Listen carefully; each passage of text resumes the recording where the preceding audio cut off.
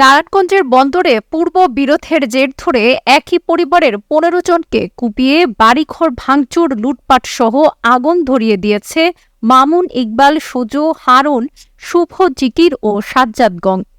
৭ই সেপ্টেম্বর শনিবার দিবাগত রাত ১২:৩০টায় মুসাপুর ইউনিয়নের ফোনকুল এলাকায় ঘটনাটি ঘটে। আহতরা হচ্ছেন জমিলা, নীলুফা, মোতালেব, আবু তালেব, আব্দুল মালিক, আব্দুল সালেক, আব্দুল খালিক, মা রাহিয়া খাতুন, বিল্লাল হোসেন, আবদুল্লাহ, আলফি জাহান ও জান্নাত। আহতদের মধ্যে জমিলা, নীলুফা ও আবু তালেবকে গুরুতর অবস্থায় প্রথমে বন্দর উপজেলা স্বাস্থ্য কমপ্লেক্সে, পরবর্তীতে ঢাকা মেডিকেল কলেজ হাসপাতালে ভর্তি করা হয়েছে। এ ঘটনায় রবিউল আওয়াল বাদী হয়ে বন্দর থানায় একটি লিখিত অভিযোগ দায়ের করেছেন। আমার নাম ভাইজান আবু তালিব।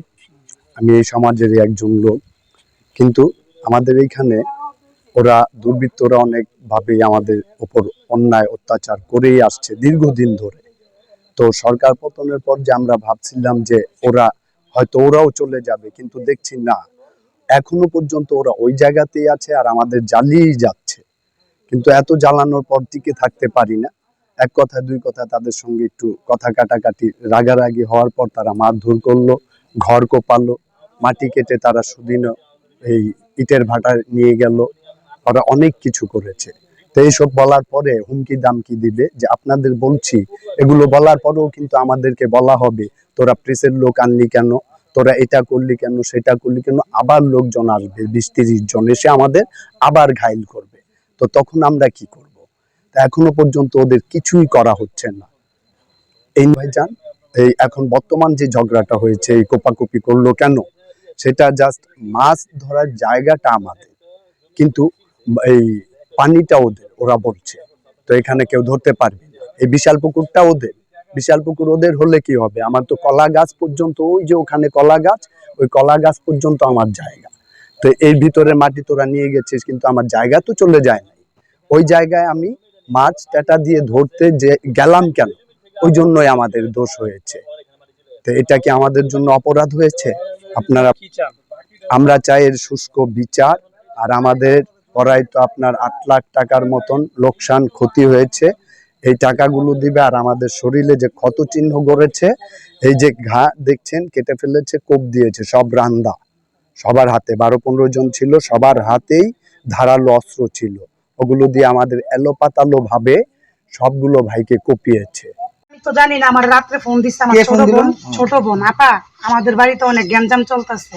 আমার স্বামী ফোন দাও, নিরুফা উডো, তোমার অনেক বাড়ির মধ্যে ঝগড়া চলতেছে। পরে আমি আইছি, আয়া দেখি এই অবস্থা। পুরো আমার বাইরে কুলে করে নিয়া ওই রুমের ভিতরে, ওই যে অনেক আস্তানা এনে নিয়ে, মনে করেন মারপিট।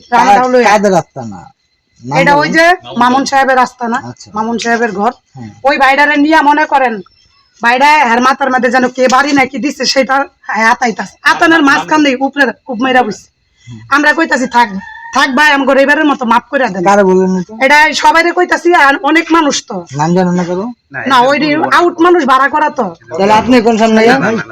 না না, আউট মানুষ ভাড়া করা স্যার, আমরা চিনি না, ওই নামের মানুষ চিনি না। খালি কইছি পায়ে ধরি মাফ করে দেন। এর মধ্যে রান্দাও লই এমনি কূপ দিতে লইছে, আমরা সরে গেছি। আমি এখানে লাত্তি গেছি। পরে ডরে আমি ওই গ্রামে গেছি, পুরা গ্রামের মানুষের ডাকতে কেউ আসে না, ভয়ে আমরা যাইতে পারবো না। রাতের ১টা বাজে এই অবস্থা। এখানে রাত্রে কি হয়েছে তা আমি জানি না, কিন্তু এদের উপরে অনেকদিন যাবত নির্যাতন চলতেছে। কিছুদিন পর পরে পোলাপাইন এদিক দিয়ে খুব নেশাগ্রস্ত, সব পোলাপাইনে আড্ডা চাতে এদিকে। তো আর একটা ফ্যামিলিগত একটা এক্সট্রা ফ্যামিলি, ওই ফ্যামিলির সাথে অ্যাটাচ না। দুনিয়ার পোলাপাইনে এখানে আড্ডা চাট করে, নেশা করে। তো হেরা অনেকদিন যাবতে সহ্য করতেছে। রাত্রে মেয়েরা বাথরুমে যেতে লইলে লাইট মারে, বাইরে থেকে পোলাপাইন সবাই যে গাড়িটা তৈরি করে বরাবর যে তাকাইলে দেখা যায়। তো এই বাড়ি দিয়ে লাইট মারে, মেয়ে ছেলেরা বাথরুমে যায়, এটা একটা সমস্যা হয়। তো অনেকদিন যাবত কমপ্লেন হালকা হালকা করছে, ভয়ে বেশি করতে নেই যে মামুন ভাই আপনার একটু পোলাপাইন নাম ডিস্টার্ব করে। এরপরও কমপ্লেন করছে, কাজ হয়নি।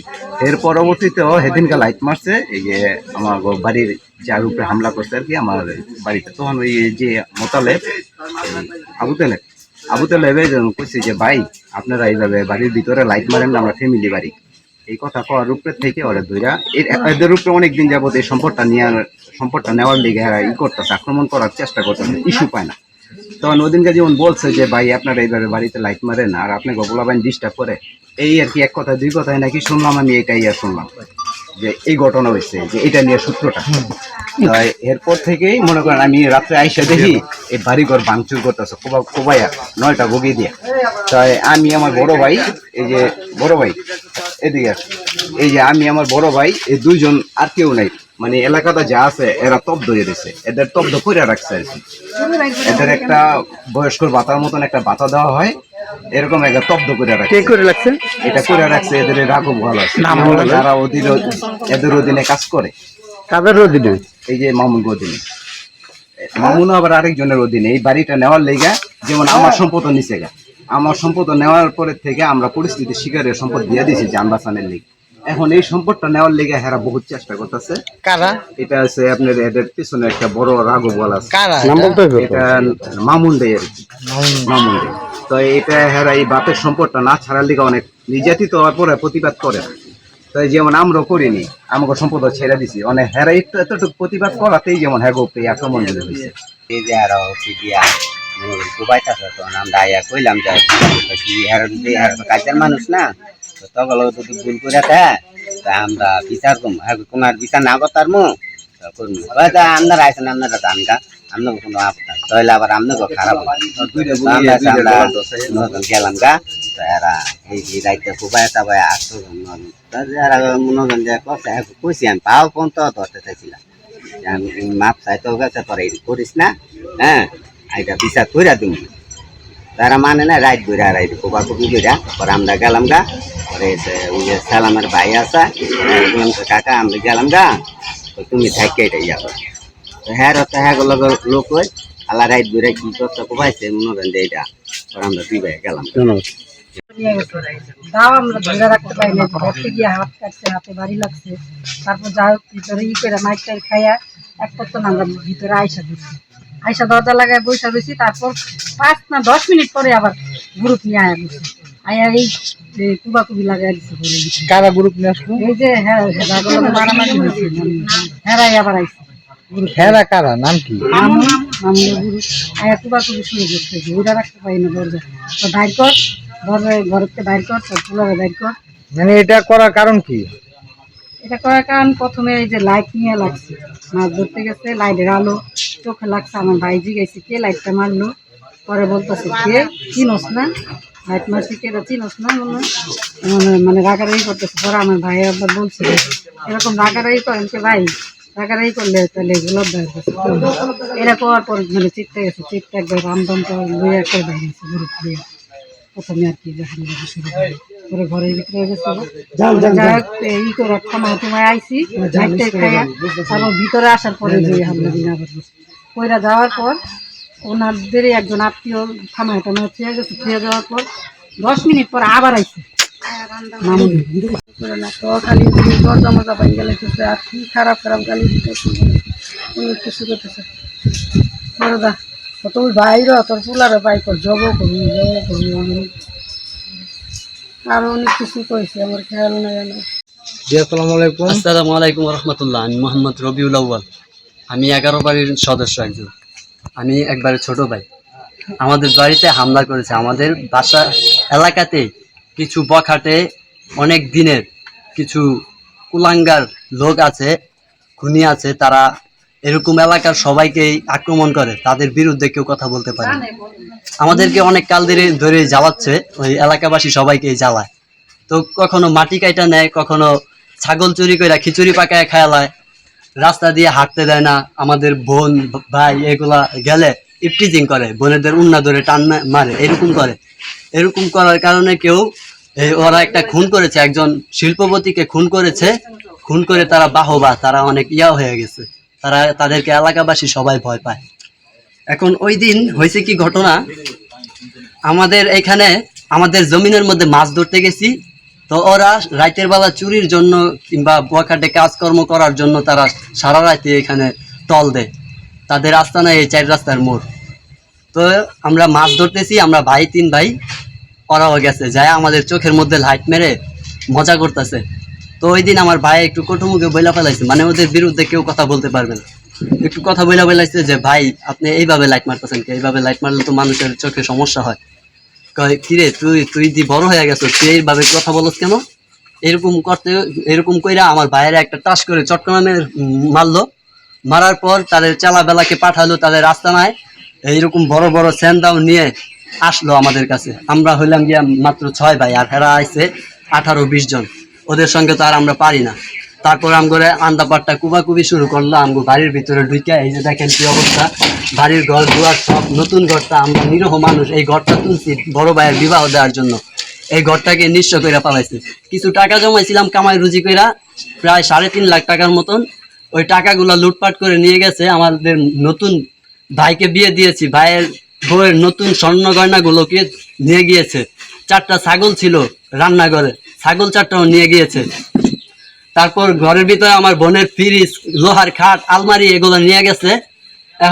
আমরা এখন বাসায় নাই। আমরা ওই দিন রাইতে পালাইছি ওদের হাত থেকে বাঁচার জন্য, অনেক কষ্ট করে পালাইছি। যদি থাকতাম হয়তো আমগরে 3-4 ভাই মাইরা ফালাইতো। আরো 2 ভাই ঢাকা মেডিকেল হসপিটালে ভর্তি আছে। আমাকেও কূপ মেরেছে, আমি এই এক কূপ খেয়ে পালাইছি। আমার এই যে এই পায়ের কূপের জন্য, এই হাড্ডির জন্য বেশি একটা ক্ষতি হয় না, আল্লাহর রহমতে বেঁচে গিয়েছি। এই যে এখানে একটা কূপ দিয়েছে, আরেকটা কূপ দিয়েছে প্রস্তাত অংশে, ওইটা এখন দেখাতে পাচ্ছি না। এরকম অবস্থা, অনেক অনেক কঠিন অবস্থা। এলাকাবাসী ওদের ভয়ে কেউ আসে না, আমরা নিরহ হয়ে গিয়েছি। তারপর ওই দিন রাইতে পালাইছি সব ভাইয়েরা। তারপর আবার আসছে, আয়সা বোন মা ওদের উপর হামলা করছে। ওদেরকে দরজা মরজা কুপায়া ঘরের ভিতর ঢুইকা চুলের মধ্যে ধইরা ফালায় টালায়, তারপর ঘরের মধ্যে যা দামি দামি জিনিস ছিল, তারপরে কিছু এই এই অনেক জরুরি কাগজপত্র ছিল, ওগুলাকে পুড়িয়া ফালাইছে। মাছ ধরার ঝাঁকি জাল, তারপরে দিয়া এই আরো অনেক কিছু ক্ষয়ক্ষতি করছে। আমগো প্রায় 8-9 লাখ টাকার মতন আমগো ক্ষয়ক্ষতি হয়েছে বাড়ির।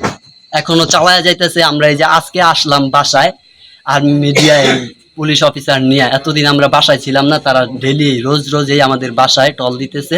কিছু না কিছু হয়তো কোনো বেড়া ভেঙে এই কটকরিওয়ালার থেকে বেচা ফেলাইতেছে, ওনটা গাছ কেটা ফল ফলাদি নিতেছে, এরকম করে এত চলতেছে। কিছু হলো, মামলা করছেন?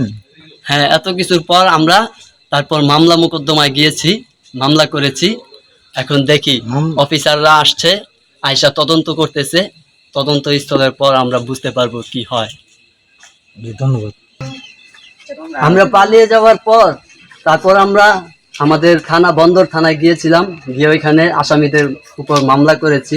আসামির মধ্যে হলো প্রধান হলো মামুন, মামুনের ছোট ভাই ইকবাল, ইকবালের ছোট ভাই হারুন, হারুনের ছোট ভাই সাজু। তারা 4 বার হইতেছে প্রধান। তাদের সাথে ভাড়াটিয়া কিছু সবসময় থাকে। একটার নাম সাজ্জাদ, একটার নাম হইতেছে রাসেল, একটার নাম জিকির, আরেকটার নাম শুভ। আরো এরকম 20 জন আছে যেগুলোর নাম জানি না, পিতামাতার নাম জানি না। অন্য অন্য ডিস্ট্রিক্টের তো, অন্য অন্য জেলাতে কিংবা অন্য অন্য গ্রামের তো আসে।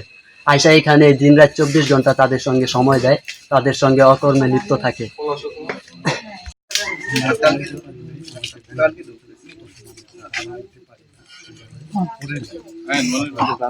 আর ভাই লাও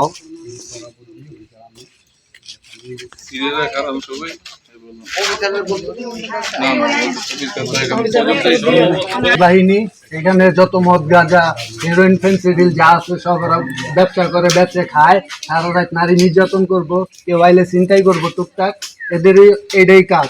ঠিক আছে, সারাদিন আতঙ্কে রাখে এই এলাকার সব মানুষ, ওদেরকে ডরায়। শুধুমাত্র আমরা, এই যে মামুন, তারপর ইকবাল, ওরা 4 ভাই আছে এই জায়গায়।